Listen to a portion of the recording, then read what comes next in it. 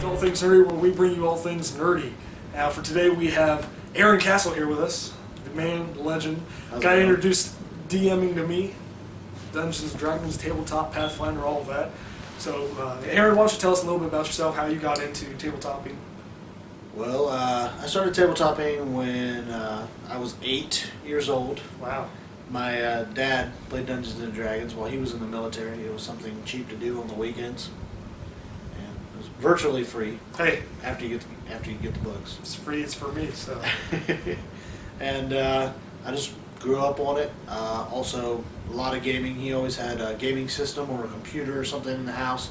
So I grew up on RPGs and the original EverQuest MMO RPG. Whoa. So Date yourself a little bit. yeah.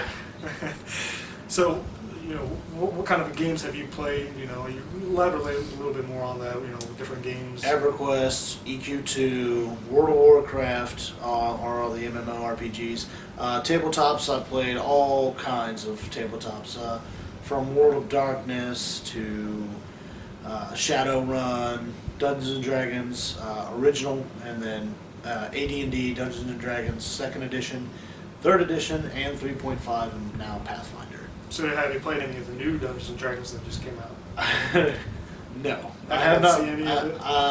I've got the book for the new. I don't know what they're calling it. It's not the 5th edition. This is D&D Next. Yeah, D&D Next. I've got the.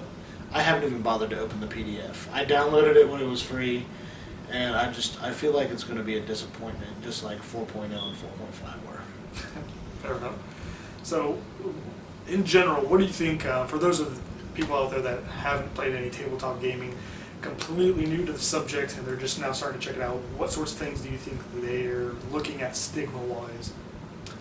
One of the big problems with getting into, or people being avert to joining some sort of tabletop gaming, is people are going to call them a nerd or a dork. They're worried about their personal image. Don't. You're missing out on a lot of fun and a lot of good people. Of course, there are some assholes and some people that will backstab you, but that's to be expected. It takes all kinds. But some of the stigmas you hear is a lot of people with Christian beliefs. Devil worshiping. They use magic. A lot of people think we dress up in costume and actually, kind of like LARPing, but actually dress up and act everything out.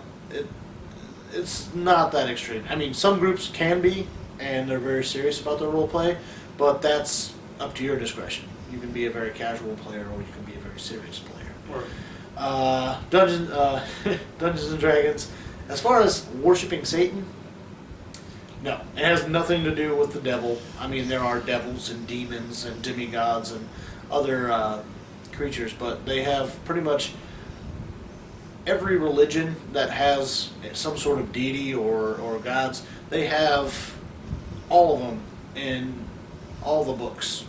So, I mean, it's not exclusive to one religion, one devil, one, Satan.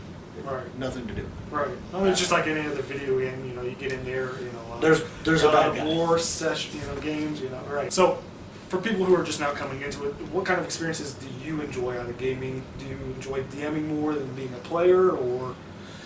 I would say it's more rewarding to be a dungeon master because you get to dole out, goods for good players and punishment for players that make mistakes. It's rewarding to create kind of like a world and a campaign. I don't like to micromanage like some Dungeons Masters. There's literally only one path. They like to make it very linear. I like to, create a solid path, but if they feel like they want to deviate, it's open world. So they can do whatever they want. I'll have something scripted, but if it doesn't go properly, then you just gotta play by the seat of your pants. Think on the fly. I love playing, don't get me wrong, but I think it's a lot more rewarding to be a dungeon master. Okay. I know with our group you don't get a whole lot of chance of being a player. And I tried. It's hard at the same time to remain very unbiased Right. and still know where you're going, what you're doing, story-wise, right. everything. Yeah. It's You know, hard. make your character the hero of the story kind of thing, as well as Right. make the story. I understand. So players who are out there, they're just not hearing about this. They're piquing their interest a little bit, and they want to get into it. How would you go about getting into it? You don't have a group. Your friends aren't into this sort of thing. How could they get into it? Well, local hobby shops, card shops. There's also online boards actually that you can go to. Like just Google search, Dungeons and Dragons groups. What in your area, area code or whatever. There's some Craigslist groups, which is Craigslist is creepy, so beware. It could be the perverted kind of Dungeons and Dragons where you're going to be doing a lot of drugs and seeing a lot of hookers. If you're into that, that's all you. But I prefer more of a role-playing medieval experience, not drugs and hookers. Maybe at least the hookers. I don't know. That's But my experience. So if you're a new player, what would be the number one advice you give to a player when they're sitting down for their first session? homework. Do your homework. Know basics. It's much easier for the Dungeon Master, and it will increase your enjoyment of your first session if you're not scrolling through books the whole time trying to figure out exactly what's going on or what you're doing or what kind of character you're making or any of that. Make sure to do research, know basics, what a class is, what their role is, what some of their capabilities are. And most dungeon masters will lay something out beforehand. They'll tell you, what type of city you're going to be in. Just research your classes, just all the basics. You don't need to know everything, but you need to get a little knowledge, and it'll make things so much easier and go so much faster for yourself and the dungeon master. It'll keep it from being slowed down and bogged down with a lot of technical rules and talk. And I'm sure, if you have a group or anything, you can ask questions, and they're not going to, listen, guy, you just don't know anything, back out, Ask questions, ask your dungeon master. He's there to make a good experience for you guys, but also to help new people along the way, or if somebody in the group, player-wise, they're familiar with what they're doing, they can help out too. So if you have somebody who's wanting to DM for the first time, what would be your number one advice for them? Whoa. You've seen a lot of different DMs too, so yes. First time dungeon mastering, have a plan, because when you get new players together, or even veteran players, a lot of times there's not a lot of direction. So you need to be able to come into the room, let them know what's going on, and just take charge. Let them know, hey, all right, we need to roll characters. We only got a couple hours to do this. Or how much time you're setting aside, and get the characters made, get your personas set, and then get on with it. Try not to draw it out, because a lot of times people will spend way too much time goofing around and reading about what ifs for their character. But if you're only creating a first level character, sure, think about the end game, but there's only going to be so much you can think about. Your character might be dead by level 3, so don't put too much thought into it right away. Right, and that brings up a good topic. Player deaths, they're going to happen. Should you be completely vested in one character to the point, wow, I just don't even want to play anymore, my character died, or tend to let go, not be too super attached to them? Don't get attached. I have a character that was one of the first characters I made that still exists in the world. It's still alive. He's very powerful. However, if he were to die, I would be pretty upset. But you can't get too invested, especially if you only have one character, because a lot of times dungeon masters, they'll do a test group, and they'll go to a specific point, and then they'll stop. Now that you know more, now that you've got this knowledge, we're going to continue. You're going to create new characters, and because a lot of players will pick something that they don't like to play. They don't realize it. It sounds nice, it sounds fun, and then they just can't get into the character, and it happens. All right. So they try to help players out that way, get them some knowledge, and then start afresh. In general, how would you compare video games to this? Video games, nerd in general, they've kind of taken over. Everybody's got a little nerd in them. Right. Video games, people don't call you a nerd because you play video games nowadays. Everybody plays video games. They still, for some reason, consider you a nerd when you play tabletop games. But I would say people tend to be a lot nicer for tabletop games. Like 95% of the people that play Dungeons and Dragons, they're not out to prove that they're better than everybody else and their nerd powers are amazing. There are some out there that are constantly going to, rag people down and get on them. But the majority of people, they want new people. They want, anybody who wants to join them to come. Because the more people you have around the table, having a good time, fighting bosses, collecting golden items, it makes things easier. All right. So it's a big social event. You talked a little bit. There's a lot of goofing off going on, but at the same time, you're focused. Big time, sit around a table, have fun with your friends, do cool stuff. Bring snacks and something to drink. Oh, yeah, Mountain Dew. Always. Always. That's just any game session, though. As new players, you're going to create a character. You're going to get attached to them. But that character, you want to create a persona for it, not yourself. It's not you. So if something happens to it, like another player is playing like a rogue or something, and they steal items from you or steal your gold, or possibly even you get assassinated, you can't take it personally. That person doesn't necessarily hate you. They might. I don't know. You might know them. Probably do. Who knows? But don't take it personally. Don't quit. Stop playing because you just can't. Oh, I can't be around that person. They killed my character. You know what you do? You create another character. Maybe an RP character. And they just annoy the crap out of everybody. That's fun to do. Revenge. I think a lot of people have like a video game syndrome. They get used to a single player game where they are the hero and their character cannot die. They have to win. Yeah. So in this game you can win, yeah, but there's a lot of different things going on. It's everybody's story. A lot of different ways to win. Exactly. Support classes are the most important and the most underplayed, and people don't understand. Like fighters, they can only wear one suit of armor. They can only use so many weapons. A lot of times those weapons will go to either a support character or they will go to party gold, selling magical items or good quality items. And you'll notice as people play more, the support classes actually get a lot more than the frontline people, because frontline characters, they don't necessarily need a lot of magical items. They just need to have good protection.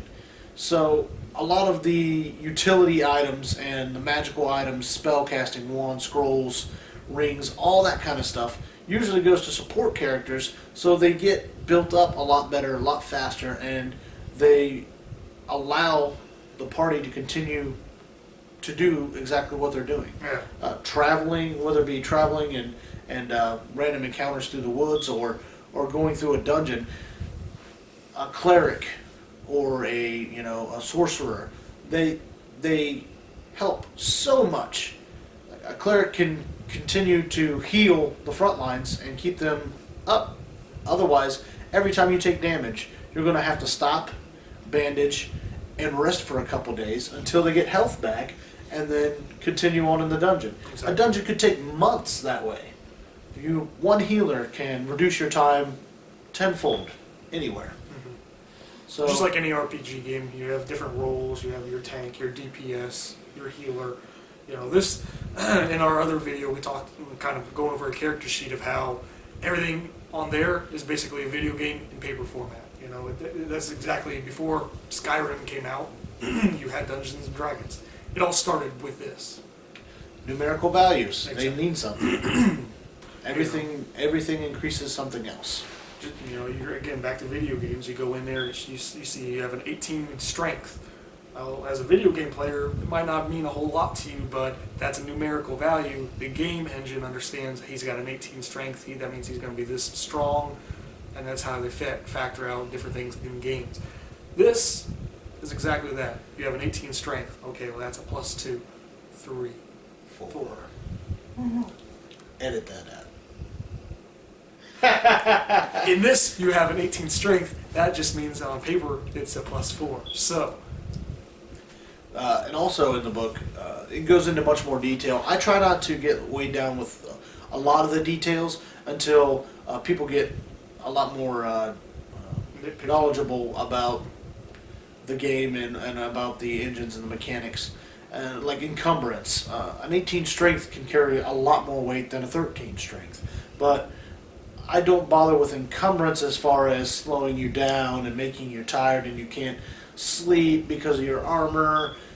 I try to make it a little more, make it slightly realistic as far as, if you're carrying 30 weapons, you can't carry 30 weapons. It's not possible. Right. It's not feasible. It's too many weapons. So as far as that goes, it's not necessarily encumbrance as in weight, it's encumbrance as in a limit of items you can carry. Yeah. Just like, again, relating back to video games, you have that infinite backpack that you can throw everything in, and this can have a little bit more of a realistic setting. And you bring up a great point with homebrew games. A rule book that has all the rules in it, but you're able to adapt things to how you see fit. It's your game. Definitely. Play it how you want. Consistency is important though, so it's not, well, this rule was here, now it's not, now it's here. And a lot of times, newer dungeon masters don't explain the rules like their homebrew rules. Mm-hmm. So they'll pop something up and they're like, oh wait, that's not how it happens. It's like, well, in the rule book here, this is what it says. Well, this is how I do it. You have to try and do your best to explain some things up front. Like I have a rule personally that if you double someone's armor class, it's a critical hit. So, and then you can roll to confirm after that. So, say you're swinging at an 18 armor class, and you get 36. That's boom, double the armor class. That's a critical strike.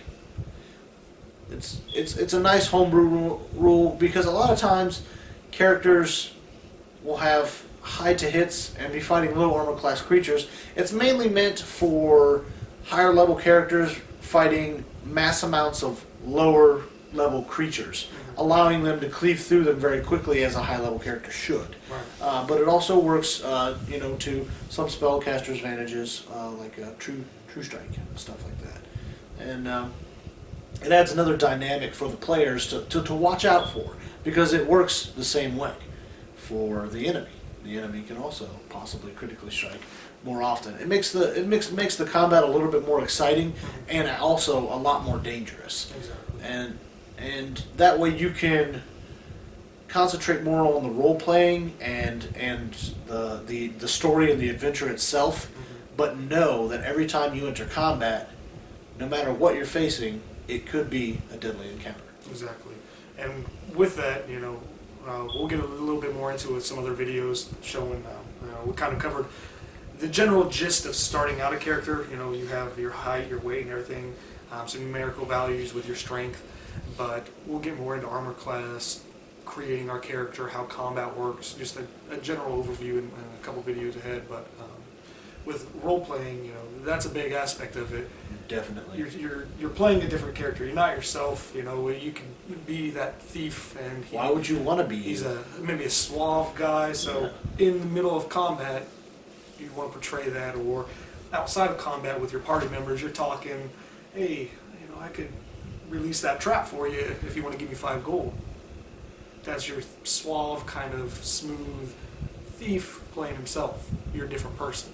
You can add voices, you can add characteristics, faces, whatever you like, however kind of rules you guys have set up. Yeah, if you want to role play a character and their role playing also depends upon their looks, go ahead and make a description of yourself. Maybe even if you're good at sketching, draw a sketch.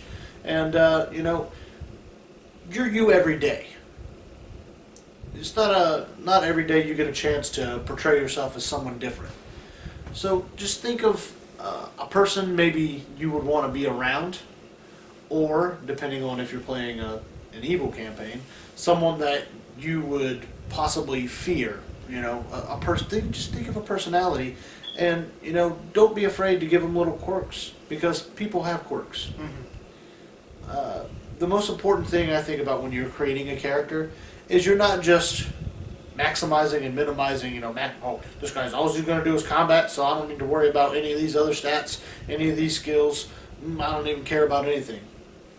What you want to do is, while you're making your character, think about who they are and a personality for them, because that'll help you get into the role playing and make it so much easier. And like we were saying earlier, don't take anything personally, and don't worry about what anybody's going to think.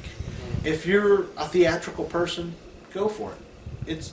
It will, I guarantee you, enhance other players' role playing if you are very into it and very adamant about, hey, I want to role play with you, and just, you know, try and force them, get them out of their box. And a lot of people have a lot of trouble role playing. They'll do one word answers. They'll just avoid talking to people in general. They'll get confrontational for no reason. Mm-hmm. Just anytime someone tries to role play them, you want to fight me? It doesn't make any sense. So just keep at it, and it gets a lot easier. And honestly, role playing, accents, personalities, quirks, it makes the game so much more fun, especially even in combat. Oh yeah, you're goofing off. You know what my quirk is? I'm devilishly handsome. Ladies. What's your quirk?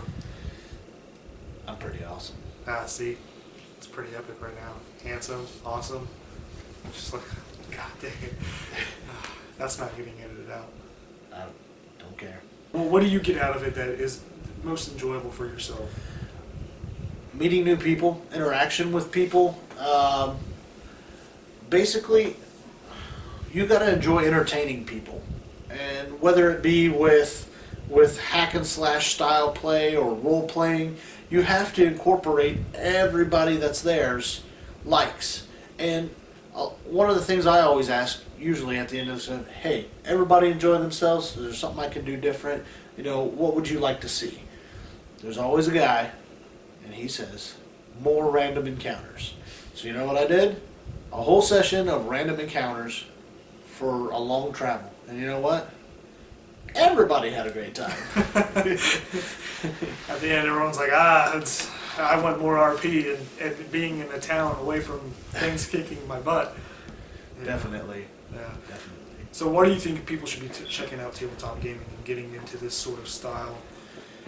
Honestly, nowadays there's PDFs. A lot of Dungeons and Dragons players are willing to share their books. They probably won't let you borrow them overnight, but they'll definitely let you borrow them while they're there. Read them, look them up. It's fairly inexpensive to get into, just to start. That way, if it's not your thing, it's not your thing. It's, you know, you need some dice, pen and paper. Pretty cheap. If you really get into it, get excited, you know, there's miniatures, there's books. A lot of people have PDF files nowadays. So they'll have a PDF of a book, and they'll just, you know, they can email it to you. So it's a fairly inexpensive way to entertain yourself. Oh yeah. As far as, you know, people who might be broke, college students, talking to you. In fact, that's how I got. You gave me the PDFs, so I did. You know, he's been teaching me everything. You know, like in the first video we're talking about, this is the guy.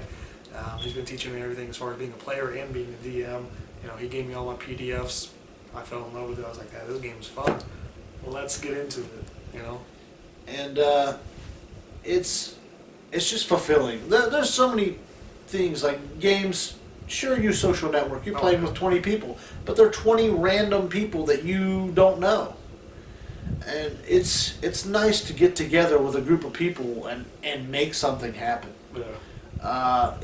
There's just something so enjoyable about it. Sitting around a table with your group of friends, and you're like, "Oh man, did you see what you did? This happened. That was so cool." You know. You can even do it in a public place. I used to play in a Denny's, get a back room in Denny's and reserve it. Didn't cost anything, and we used to play back there. So I mean, there's all kinds of places, hobby shops anywhere near. They love hosting games. So the more people they can get in there, the better.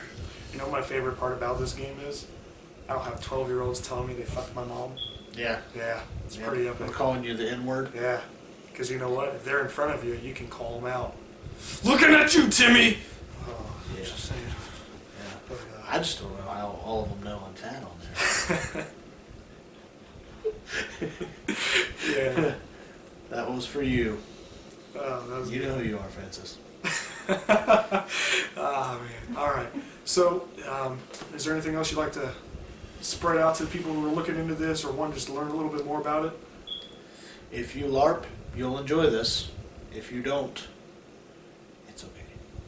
If you go to a Renaissance Festival, ever, you should play. If you like dogs, you should play. Everybody should play Dungeons and Dragons. It is amazing, fantastic time. Oh, yeah. And Check it out. It greatly, like your children. Say your children, they're having trouble in school. Well, they can play Dungeons and Dragons. You know why? Because you have to read, you have to do math, a lot of it basic math, on the spot. When I was in 2nd grade, I spelled interdimensional portal when they asked me for the biggest word that I knew. I could count over 100 easily. A lot of kids have trouble with that. Yeah. It helps with everything. Your self-esteem, your confidence, math skills, reading skills, everything. It's just good for you. Oh, yeah. You're engaging people, so it definitely help with confidence. The people who are a little shy, that'll help you out. Socially awkward, Yeah. help you out. Yeah. Plus, the ladies Dungeons and Dragon. Oh, Oh, they do. I'm just saying. Ladies, you know who you're on. Hit me up. What you doing? Yeah. Yeah. But I think that'll about do it then, unless there's anything else you'd like to add in. No, we can cover anything else in subsequent videos. Oh, I smell a series coming this way. Oh. Look out. What's going on? Series. See how that developed? You like that? Oh, as always, guys, feel free to give a like to the video. Comment down below if you have questions or any thoughts on it. Like, see that series pop up. Let Subscribe. us know, ladies. Just saying. Hit Nate up. Man. Don't forget about our challenge going on. If we can hit 100 subscribers by the beginning of October, we'll be giving away a copy of Dragon Age Inquisition. So be sure to stay in tune for that. All you need to do is just be a subscriber, and you get in on the contest. That's 1 in 100 chance. That's pretty good chance. Better than winning the lottery. So, as always, guys, stay nerdy, and thanks for stopping by.